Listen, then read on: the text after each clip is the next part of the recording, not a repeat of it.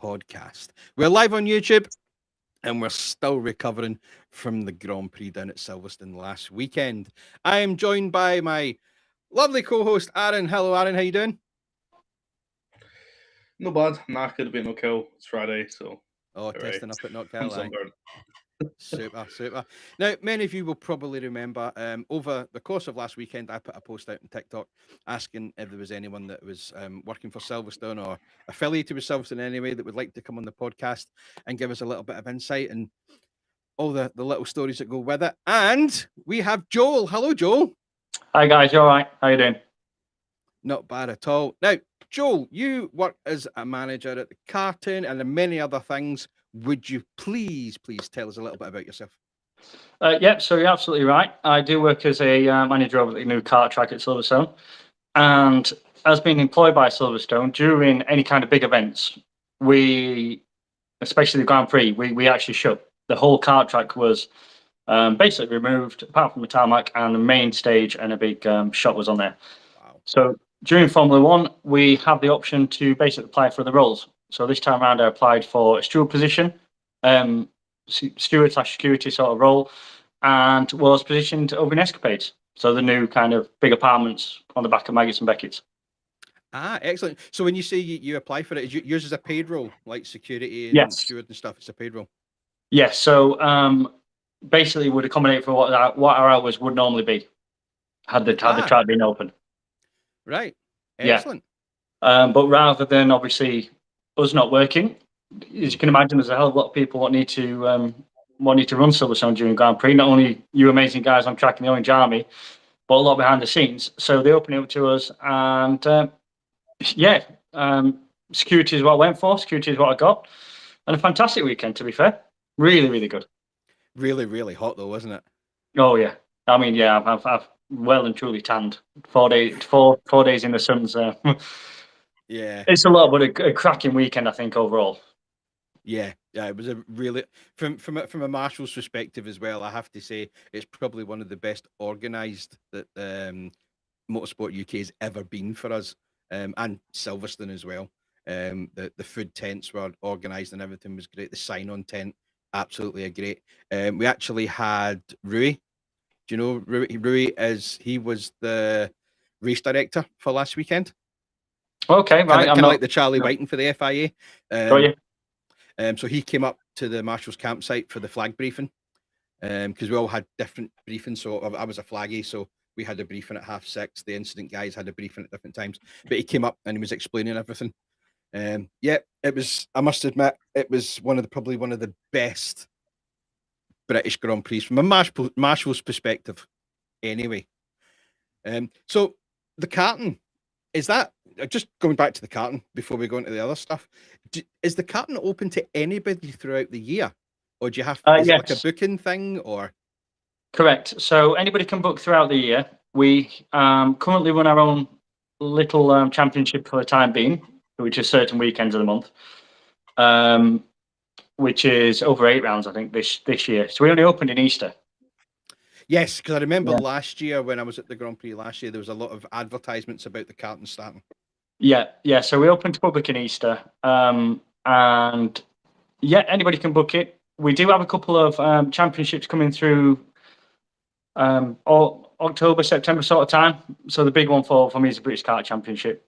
So we've got 2 rounds of those guys, and a couple of other championships as well. And then next year we're looking at kicking on and having basically our own karting championship and getting that up and running as well. Like you tend to get, your other clubs and have a club championship basically. Yeah. Well, we've got up at Knockhill this weekend. Actually, we've got the Supercats. Aaron, is that right? Yes, we have, which are absolutely rapid right now. I mean, they're faster than the Formula 4 cars. I think they take off faster than a Formula than some take off faster than an F1 car. So the 250 gearbox is probably what you have. They are unbelievable. Yeah. They sound crazy, you know. How long's the track at Silverstone for the Cats? 1,300 meters. So it just meets the FIA international license spec. Ah, wow. Many corners have you got? Sorry to put you on the spot. No, it's fine. On the full Grand Prix layout, as we call it, is 18, I think. So have you got different layouts for different championships and stuff like that? Yeah, we can run 5 different layouts. Wow. Typically, what we tend to do on a standard weekend is we'll split the track almost in half. So we'll have the international side will be adults, which is generally a quicker track, with the old bank corner, which goes under the bridge, so part of the old F1 circuit, and then Village is what the younger guests use, and that's 700 meters long. So we kind of split it. We can run both at once. Both tracks use the old F1 circuit, or in parts of it anyway. Right. And then we've got the big Grand Is it laid out like Silverstone GP circuit? I've never seen it from the roof, from the top type thing. No, not particularly. So they've gone to something a little bit different. So we've still got a Maggots and Beckett section. All right. And we've still got kind of corners which are influenced by the main circuit. But then I think part of it was making something of our own as well. So it takes inspiration from it, certainly, but it's not an exact replica, which, to be fair, I actually quite like. There's a few different ideas, but I think it's quite nice to have something different, because the Silverstone itself is surprisingly quite accessible in terms of track days and stuff through the week. There's always kind of sessions available for people. So I think it's good that we have something similar, but then a little bit different as well. Brilliant. What was I going to say? Is it electric carts, petrol carts? Petrol. Yeah. So do you have to keep petrol on site for that then? Yeah, we've got a couple of Bowsers that we tend to use. We've got 4 or 5 of those, and 90 carts in the fleet, 55 adult carts. Wow. Yeah, 90. So the one. Yep. Sorry, on you go, Joe. Let's say the car that you'll have seen probably most this weekend, or last weekend, should I say now, was a double-seater, which the F1 guys were doing on the Hamilton Straight. Ah, right. Don't know if you saw that. So that's how all the carts basically what you saw would have been from our track. So the double-seater is what we tend to use. We use it as a bit of a pace car, and then we'll also use it if there's any kind of disabled drivers or anybody who needs a bit of assistance or any shy kids. We'll have one of our experienced drivers go out with them, so they can do the steering or the pedals either way. Like you saw on TV, one does the pedal, one can do the steering. Right. So it's good. It makes it nice and accessible. And I think what's quite cool as well is the fact that about 80% of the grid's now sat in that and being in that. So that'll get a bit of interest, I think, all of a sudden. Talking about accessibility, is it? Do you have anything that somebody with like a physical disability could use, or is that? Yes. So the double cart especially is really good for that. Yeah. As I say, because you can have you could just do the pedals if you want. You can just do the steering if you want. You jump in with one of our more experienced drivers or more experienced marshals. So we've actually got quite a few marshals on the team who do a lot of either racing themselves or karting. So upper management have done really, really well with recruiting and pulling people like that. Yeah. So one of them currently races BMWs. One of them, Ollie, was a European karting champion a couple of years ago. Yeah. So a lot of people who've got experience and done it before. So in terms of accessibility, we can use that. All the carts are adjustable as well, which certainly helps. Yeah, pedal, seat, everything is adjustable. We will. What we do is we make sure that we can get literally everybody on track that is physically able to sit in a car. Yeah. And you know what? That's really good from Silverstone, because where I am, there's only maybe 3 or 4 karting places. But you do need to be more or less able-bodied to go and do what they do on the track. Just for accessibility. I imagine if you're doing Knock Hill a lot, you'd have Larkhall somewhere relatively nearby. Yes, it's near. It's quite near. Yeah. Yeah. And I think there's what's the kart track on the? There's one on the East Coast, really, really on the East Coast. East Coast Kart Club. I don't know what it's called, but I know the club. I'm trying to think. We've got Scott Kart as well. Scott Kart. Is it indoor type thing? There's one which is literally next to the ocean, and if there's a strong tide, it goes onto the straight. I know what track you're on about. because I forgot the name of it. SMRC media team was talking about it to me today because she races there. Oh, it's Glenn something I want to say. Is it no? It starts with a G, doesn't it? I forgot what it's called. Yeah, well, I'll find that. Hold on. Adam will go and look that up. He's But yeah, why I've got you on as well. So obviously, you have a season and maybe an off season. Is there quite a lot of track maintenance that you have to do to the track? There is, to be fair. There is. So with having so many layouts, there's a lot of kind of tire barriers going on and a lot of touching up and repainting. That happens quite a lot. But then it's also just kind of, it's just make sure everything looks presentable, because obviously we've got the brand Silverstone behind us. Yeah. So it's absolutely vital that people rightfully so come with an expectation. We got to deliver. We got to exceed that, which I actually quite like. It keeps you on your toes, and yeah, in terms of maintenance, there's a lot, especially now the main stage has gone. Yeah. Which was literally on the outside of our first corner for the main circuit. Yeah, because you've literally had hundreds of thousands of people walking on your painted lines, haven't you, for the past? Oh yeah, 4 days. Yeah, and on the grass. So yeah. I spent a couple of hours there Saturday night, to be fair, watching Chasing Status. And brilliant. But yeah, there's a lot going on now,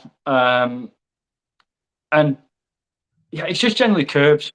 Generally, like you get on main circuit, it's kind of curb painting, tire barriers, doing whatever you can with the grass. We've had a heat wave for about 3 weeks now, so the grass is gone. Saying that, you do tend to find your Doningtons, Crofts, your Knock Hills, their curbs usually get repainted like a week before the touring cars come to visit, as long as it looks nice for the telecameras. Yeah, well, speaking of that, obviously, when the Formula One arrived on the, what had been like Tuesday, Wednesday, people were starting to come in, wasn't it? Yeah. I was out on track painting, where did I paint? Vale, Copse, Luffield. So we were painting all the white curbing up there. So if there's any splodges, that was probably me, to be fair. No splodges at Copse anyway. Definitely no splodges at Copse. See the cameras that they have in the curbs. Are they there all year on the main Grand Prix circuit? No, they just no. So we had 2 teams out. So I was a part of the team paint all the white curbing, and we had a team of red. And I think we'd finished on the Tuesday afternoon. And then there was a separate team which went around from Formula One management afterwards, who would then kind of put those in. And right, I take it the infrastructure's kind of there for it. It's just a case of them putting their hardware in. Yeah, so you can see where the wood go. Right, it's like a pencil-sized hole, I guess. So you could see where the wood fit, but it's up to them to kind of install them. So if not, every time there's a big event on, like you say, with F1 or British touring cars, we'd inevitably paint over the lens every single time. Ah, cool. Just quickly, sorry, mate. Just quickly back to the kart before we go into the what I think is the most exciting one, the F1 sim racing stuff. We're going to that in a minute. What was I going to ask now? I forgot what I was going to ask. That was it. So is there what's the kind of times you can book at the karting? Is it like an hour session? Is it a couple of hours? Can you book like a half day for a championship where you're like a stag do type thing, or? Yes, so there's a couple of options, to be fair.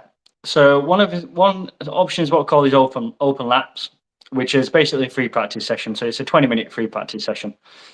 There is still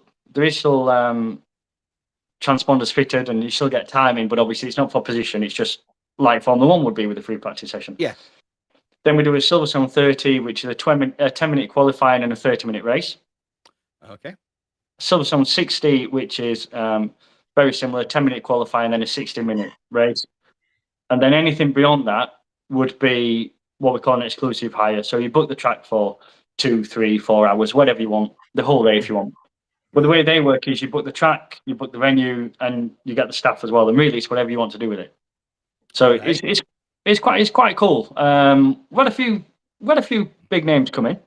I can't say too much. We've had a lot of kind of YouTube and influencers come through when we first opened. I don't think all of that's come out yet, so I can't say too much. There's a lot of embargo stuff.